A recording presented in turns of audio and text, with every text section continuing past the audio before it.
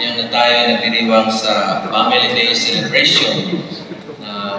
Yala natin ngayon sa ating banal na Eucharistia ang ating pamilya. Sa ating kultura, ang pamilya ay kayamanan.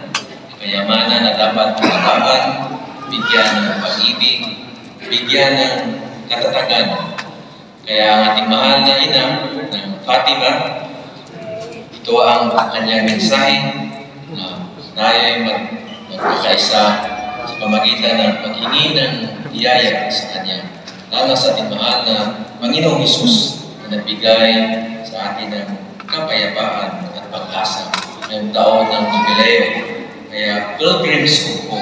Kaya magsama-sama tayo maglalakbay na may pag-asa ngayong taon ito na patuloy tayong magdarasal para sa kapayapaan.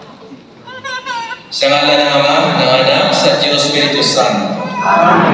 Ang pagpapala ng Panginoong Kristo, ang pag-ibig ng Diyos Ama, at pakikipagkaisa ng Espiritu Santo, naway sumayinyong lahat.